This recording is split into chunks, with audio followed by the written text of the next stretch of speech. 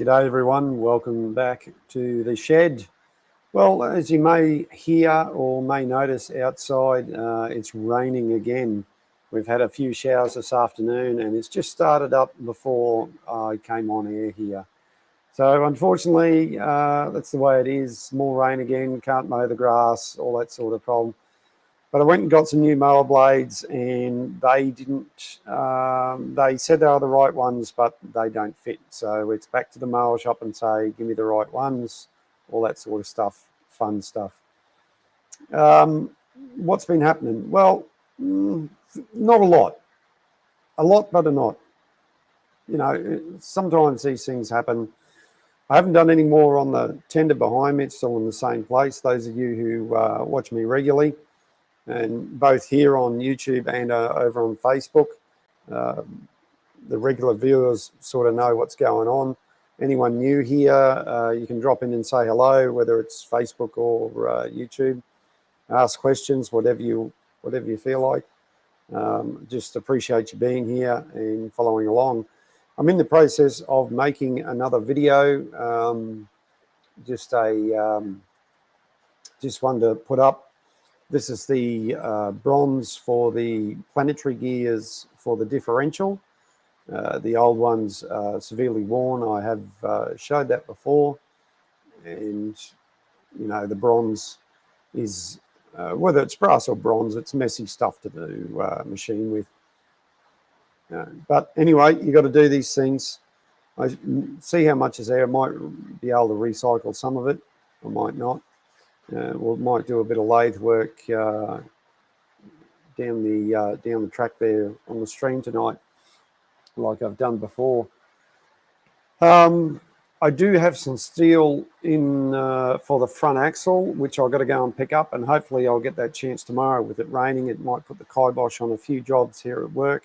I work in the earth moving industry, so it might give me a chance to go down and grab this steel and bring it back and do something with it. A few other things I got to do. I got a continuous blade hacksaw or power hacksaw over there in the corner behind the linisher. The blade's broken on it, so I got to order some new ones. They seem to fail regularly in that one particular place where the blade is spot welded together. After a while, maybe I'm putting too much pressure on it or something like that. But after a period of time, the blade does break. Right, Mum and Dad have just signed in over on Facebook. Thanks, Mum and Dad, for watching. Thanks, everyone else, for tuning in.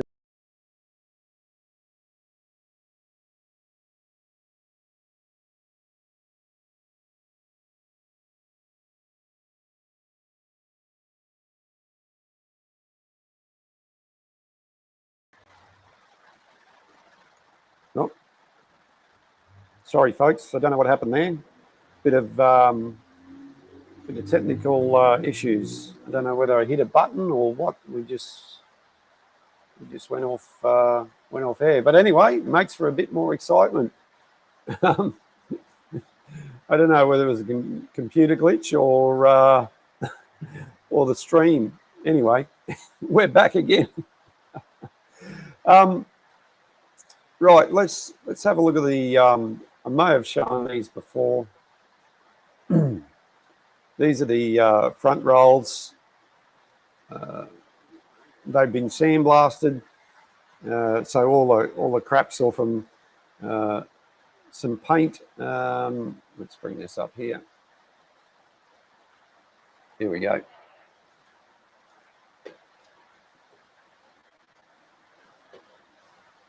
Make sure that's on site. Yeah, they actually got sandblasted before Christmas. This is the first time I got to see them the other day. They'll need another sandblast and an undercoat. I'll go back this way. Some close-up shots here of the paint that's still left on there, showing possibly some of the original colours or colour that it was painted when it was exported here to Australia. Not sure exactly, and that information I'm still trying to get a hold of. Now, these are the bits of steel I'm talking about. Doesn't look like much, but it's 2.5 inch steel diameter, which is same size steel as what we need for the here we go, for the front axle. Right, so the shed dogs came for a ride in the truck the other day. My wife had to go out to her grandson's graduation, so I was left with the dogs for part of the afternoon. The hardest part was getting the dogs into the truck, obviously, but once they were in, we got their seatbelts on, and they quite enjoyed it. It's nicely air conditioned in there. This is a photo from when I pulled up, ready to go home. Oh, I'll go back this way. Oh, well, that looks familiar. A bit more on that later on. And here's the shed dogs in the car with me as we're about to head home. They didn't have anywhere to lie down, so they had to stay sitting up all the time. It was a little bit uncomfortable. The older one on the right, Shed Dog 1, had a bit of a grizzle at Shed Dog 2 because he was getting a bit close. It's a bit cramped in the old ute, but anyway, it's only a short journey home, so it's not a problem. Now, I don't know who this bloke is. You may have seen him around a few times. So zoom in, see. But apparently he's unavailable. I don't know if he's unavailable or he's available or what the go is. Anyway, that's G from Funkin' Hungry and a few other channels. He does food reviews. Go check him out. Just like Cody, go check out Cody. Their links are... Yeah, I should have done that, Simon? So this is the grandson, step-grandson. He graduated from kindy, and that's with my mum and dad and his mum and dad and Mrs. Shed Talk in the background and their other son at the graduation. You got a bit of cake. So that was a bit of excitement.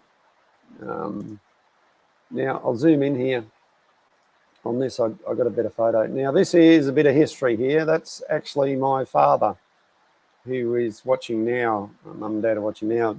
Dad used to work at Dreamworld. I worked at Dreamworld at one stage, driving this particular steam train. And back in the days when they used to the cowboys would hold up the train. And this is a publicity photo, of course. You know, Dad's hanging out the engine and giving a wave, and cowboys, they used to pretend to try and take money off the people and that. So, yeah, that sort of thing doesn't happen anymore, and those steam trains don't run at Dreamworld anymore, unfortunately. Fond memories, good times, interesting times, that's for sure. So that's the story behind that one. Right. So we'll stop sharing that. Oh, speak of the devil, here's that Funkin' Hungry bloke. Yeah, OCG. Yeah, he's here. Oh no, yeah. Oh, speak here. Yeah. Welcome, G. Thanks for being here. Right, lathe work. Yeah, we can jump over to the lathe and do a bit of lathe work. I've covered what's been happening, and hopefully I can get that steel tomorrow, get it up here, and it's got a bit of surface rust on it, that steel, but that's nothing. That'll polish up quite nicely. Other than that, we really haven't done anything. Well, we got one side of the wife's craft room all sorted out or finished off. The toilet's in.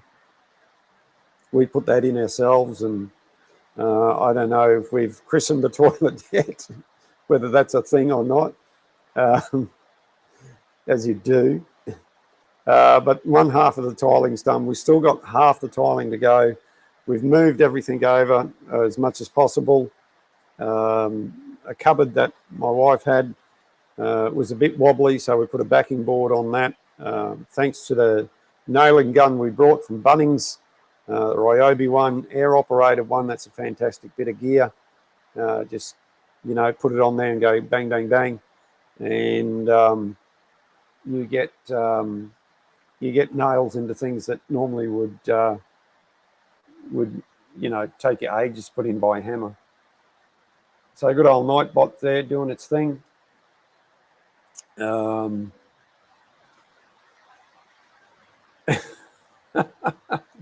Yeah. Well, unfortunately, because I've moved to Thursday night, Stylesy works on a Thursday night in his job. So hopefully he watches the replay. But shout out to Stylesy, one of the regulars here. I haven't gone any further with, I am a YouTube partner now. That's slowly happening and getting set up. A few things have been unlocked. Yeah, I just mentioned that, G. Hang on, I'm going blind here. I've got to put my eyes on. So I am with the partner program on YouTube, so I have the potential to earn money. I haven't pushed any of that yet. I haven't put ads up or anything. I have, you know, gone through the process. So we'll wait and see what happens. Sooner or later, something's going to happen. We're probably going to get ads on these live streams, or well, certainly in some of the other content that gets put up, as long as it meets all the requirements and standards and that sort of thing. I'm not expecting to earn big dollars or anything like that. If anything, what I'd be aiming to do is have affiliate links to, say, Amazon and various other places on stuff or other bits and pieces I recommend, or partner with people who do have some sort of affiliate program. I need to look into that further to see whether that's going to work, or if it's going to be a little bit or too much or something like that. But that's one thing we're looking at. So whatever...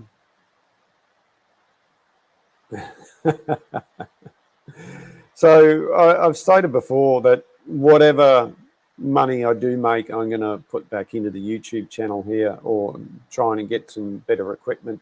Been really, really impressed with the two cameras I've got, the Insta360 cameras. I don't know whether they have an affiliate program. That's probably something I should look at, because you can get a little kickback with that if someone clicks on your link and goes there. That's something to look into.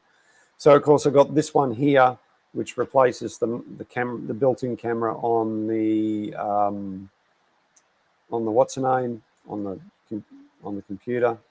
Come on, here we go. And we've got this one as well. This is the other Insta360 camera. This one on the lathe can do the tracking and all that sort of whiz-bang stuff. I mainly set it up just manually. I just prefer it that way at the moment.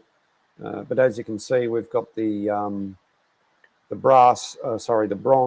That's going to be the new bronze bearings for the steamroller. I should have brought some water down with me. So yeah, so as you can see, it's up behind me there. The Insta360, that's it there, just where I'm pointing. And that one can be moved around. As you can see, the results really good, 1080p, nice and clear, nice and bright. Just in comparison to this one,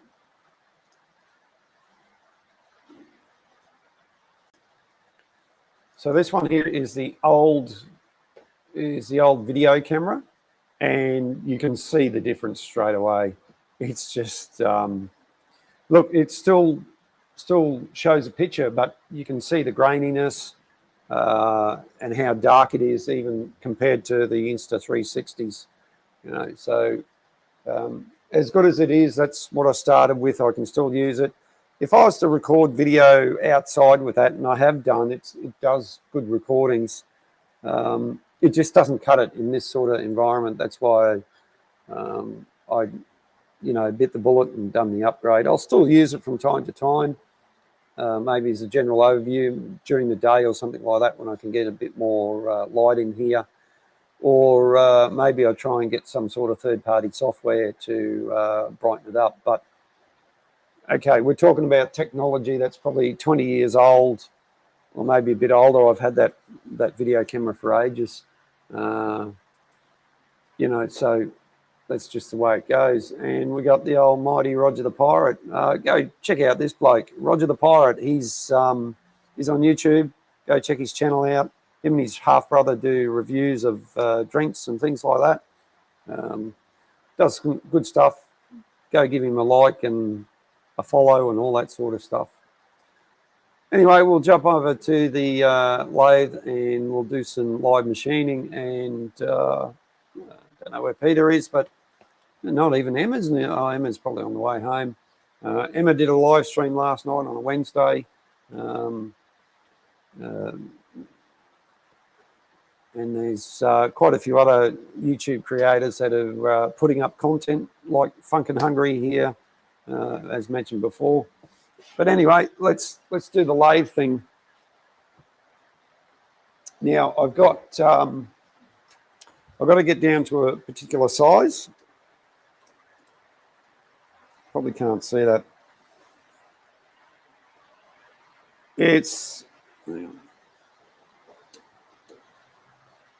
we're 48.2 at the moment. I've got to go down to 46 actually. I've got to go to, so this is what we're making. This is one of the old bearings. Got to go down to 44.57 or 44.6. So we've still got a couple of mil to go, but we'll just go to a nominal, get your words right, a nominal size. So we've got 2 mil to come off. So I go to 46 and then I'll go down from there. So I've got another 2 mil to go.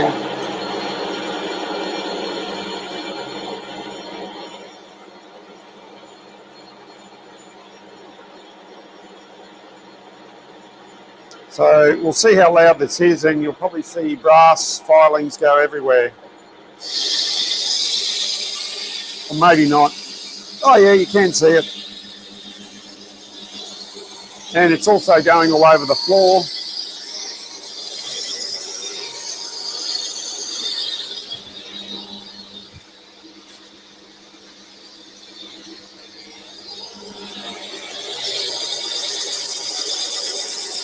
So the ruler's just there to help deflect the brass back into the lathe.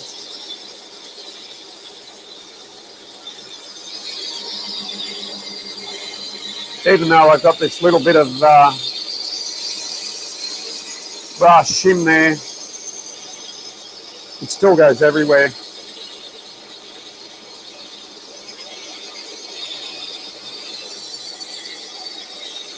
So the lathe is running at 460 RPM, and I've got it on a fairly sort of coarse speed. We don't need a real fine finish on this at the moment.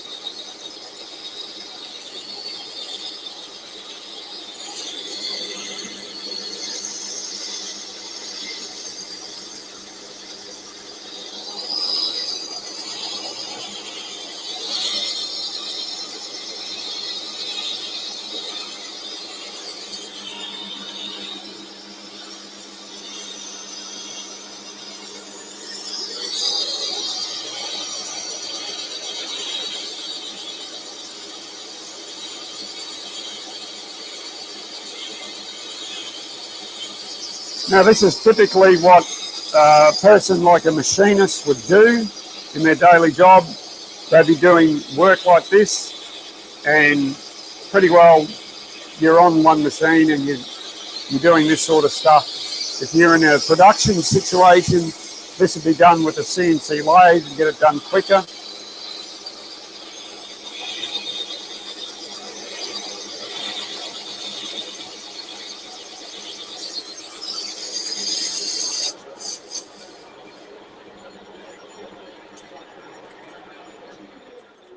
Right, we'll turn that noisy thing off for the moment. And the rain's getting heavier. That's what I was going to show. Let's have a look at the, oh my God. So the swarf has even gone over on my chair here.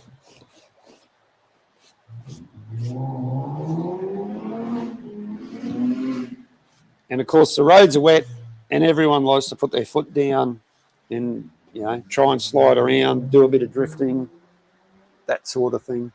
Gets a bit crazy. Right.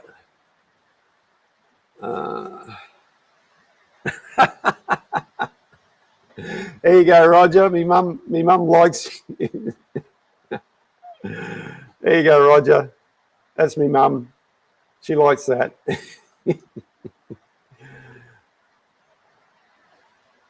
Yeah, thanks, Simon, for that. Cody. Yeah, the old Royal Prawn. I've got a few names for that guy. He's a pretty good bloke. That's right. Here's the old. Maybe I should start a weather channel. So this is the official government radar for those you guys that. Let's see if I can zoom in there, which I can. There we go. That's probably a little bit better. This is the Bureau of Meteorology, the official government. And most of you know, you can click on it and go find your radars and all that sort of thing. So it's not real heavy rain, but it's constant here at the moment. We're in the green stuff just north of Brisbane there. Around Brisbane where Mum and Dad, looks like Mum and Dad's getting some heavy rain down there. Yeah, Simon, my weather balloons. Yeah, I don't have any of those. But anyway, that's sort of what's currently happening at the moment. At least it's not bloody cold.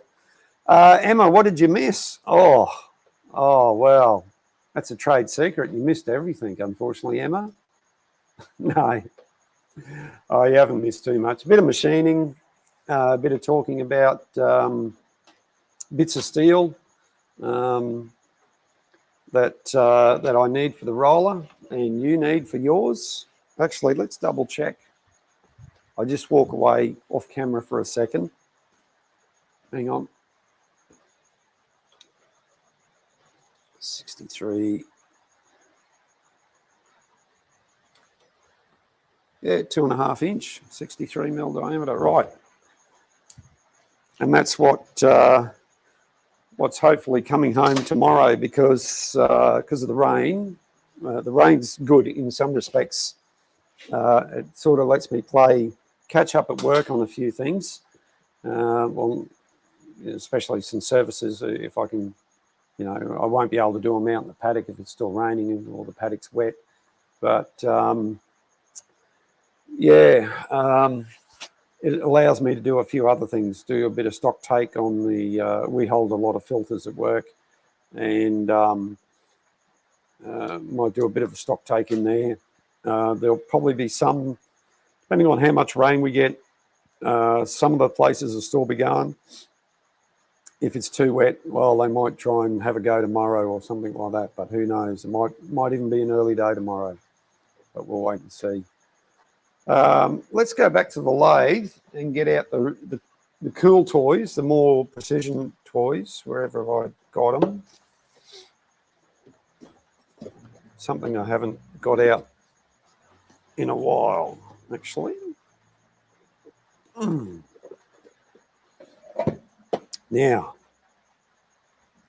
I need my glasses.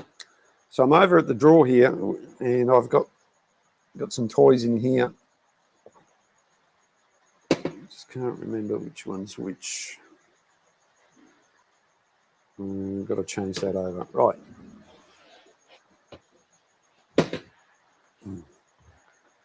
This is the Michitoyo micrometer. This will measure in hundredths of a millimetre. You can get these in Imperial as well, where they measure in thousandths of a millimetre. So what I'm interested in is this distance here. As you can see, it's got interchangeable anvils. This is interchangeable. And that's not going to open up wide enough to get the measurement I want, even when I wind it right out. Oh, yeah, no, there we go, it is. So Mitutoyo is a Japanese brand. They make some really good measuring equipment for high-end, stuff, working in workshops and metallurgy and all that sort of stuff. So really good brand. The verniers I got here, the vernier digital vernier calipers there, Mitutoyos. They're 8-inch or 200 millimeter. I used to have these at my work, and I'd actually machine within a tolerance of 200ths of a millimeter with these. We were making carbon seals on a manual lathe, and it took a bit to get there. It didn't happen overnight, but these are pretty accurate. They have their limitations, but you can measure something here like that. You can use these on the inside to measure an inside. This here you can measure down. For instance, you can go down this way, and this end, this backside here, you can use the backside as a measuring as well. So the vernier calipers are an incredible bit of gear. Digital is the best way to go as far as I'm concerned. But anyway, other people will probably debate me on that. Some people like a dial. I prefer the digital. It's just something that I've worked with. Now, the correct way to use these, there's this dial, this finger dial here, but there's also this here at the back here, and this is the clutch. And if you do read the manual, which most people don't, a lot of people I've seen, and I've been guilty of it, they'll use here this anvil here to, to get a measurement. But really, you should be using this clutch at the back, and you just wind it until you couple of clicks. It's what it's designed to do, and we take the measurement. So I'll get the big ruler. Because it's been a while since I've used one of these, I've got to refresh my memory. Sounds like a toad or something like that in the background. Right, so, and Emma's probably laughing at me at the moment and saying I should know how to use this, but I don't. It's been a while. So I'm going to use the vernier calipers just to get me bearings again. Like I said, it's been a while. Okay, so 4621, righto. So 46 millimeters, 0.21. Okay. Yeah, right. So that there, so you got 20 plus 1. So that's 46, and we were around here 0.21 each. Let's get close. No, you're not going to see that. That's going to be too blurry, isn't it? Oh no, it's coming into focus. There we go. No, that's too bright. Almost. Anyway, you get the idea. 4621 down. Let's do that again. Let's use this end. Let's go like this. Oh, it's actually 46.1.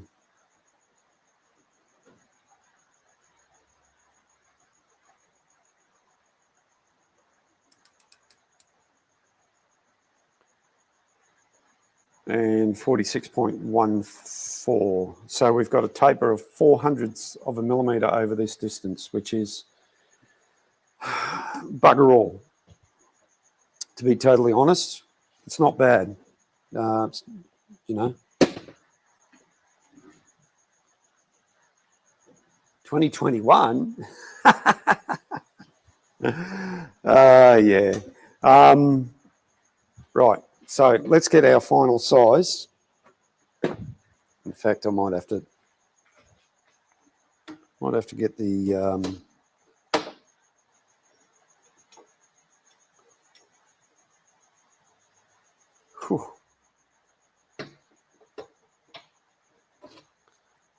So I've got to go down to 44.6 and 44.6, 46. So we've still got another 1.5 mil to go. So I'm just going to take a 1 mil cut. Get it down to 45.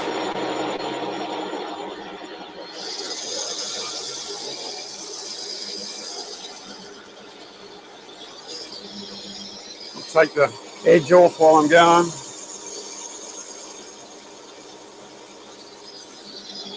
So I don't cut myself. So that cut's going to take a little bit.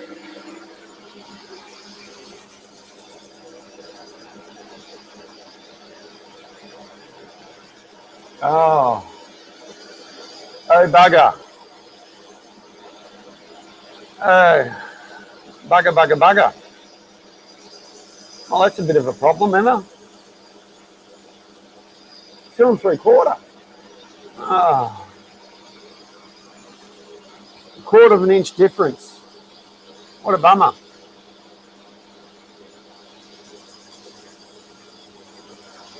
So as you can see, we can do two things at once. We can have the lathe going because it's such a long cut. I can come over here, look at the chat. 2.1 inch. Katie, what are you on about, mate? Did I miss something?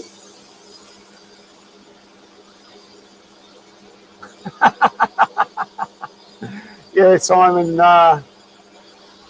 sometimes we shouldn't do these things. It is what it is. So I'll go a bit longer. I'll get close and I'll finish these off screen because it's a fair bit of work involved. And I did actually start making a video about it. I just thought I'd show a bit on screen. So we'll go back over there right now. Actually, I'll leave that.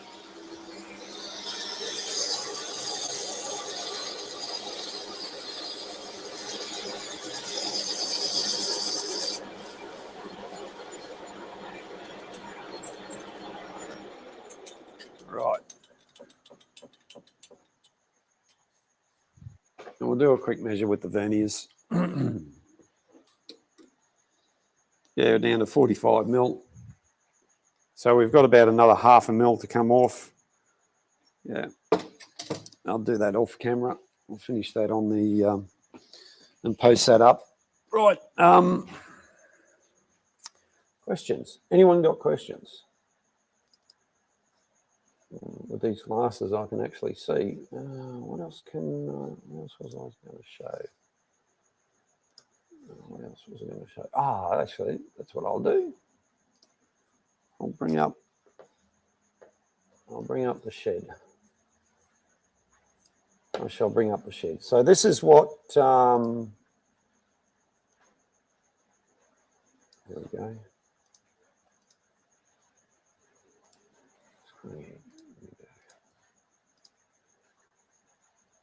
So this is our handiwork in the wife's craft room. That's what it looks like. But all that stuff you see on the left is now set up over on the right. And it's been a big effort.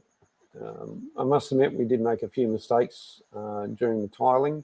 However, when we did the grouting, it certainly improved it. And we've actually finished it off. We've put edging around and, yeah, done a few other things. So, like I said, toilets in there now, that sort of thing. And, yeah, it's a work in progress. So we got to do the other side, you know, and thanks, Cody. It's been a lot of work. It's been a bit of a headache at times too. We've had some issues with some tradespeople. But anyway, it's a lesson learned in life, and it's something I don't want to do again. That's for sure. If I do it again, I'm probably just going to do it all myself. That's for sure. That's in the screen. And just double check a couple of things here. Nothing else to show at the moment. So yeah,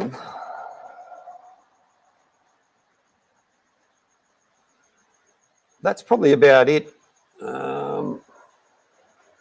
at the moment. And actually, no, yeah, that's about it. So here's your fun fact for today. We'll go back to sharing the screen again. Nope. Come on. If you ever wondered if we're alone in this universe, then I can assure you we're not. Here's your fun fact for today. So here's a fun fact for today. You are here paying taxes and living in fear. Maybe some of you are, maybe some of you aren't. But if you can't realise we're not alone in this universe, then yeah, I think there's something wrong there. But yeah, that gives you an idea of what's going on. Or if you don't want to believe that, stick your head back in the sand, something like that. There's a fun fact for today, something completely different. All right, well, I think I've rattled on enough. I'm going to be around for a bit longer. In fact, if anyone wants to, there you go. If anyone wants to jump in and have a chat after, you're most welcome to. All you got to do is click on that link, and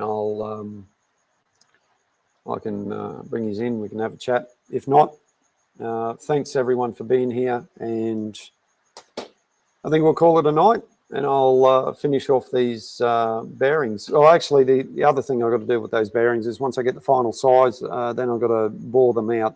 So that means machining the internal diameter to suit the shaft that is going on to.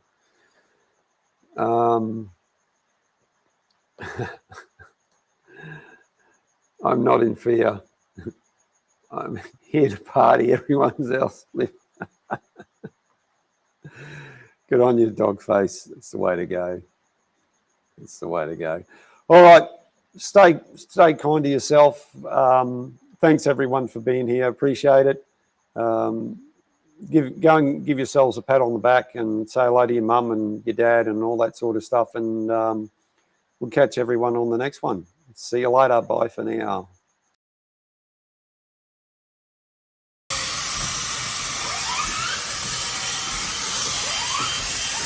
Whistle.